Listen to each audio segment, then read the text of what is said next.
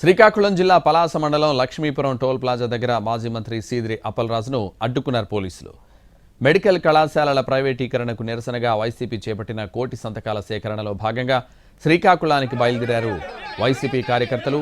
Town హాల్లో జరిగే సమావేశానికి వెళ్తుండగా అప్పలరాజును అడ్డుకున్నారు. దీంతో ఇరు వర్గాల మధ్య వాగ్వాదం చోటు చేసుకుంది. 3 కిలోమీటర్ల మేర ట్రాఫిక్ స్తంభించింది.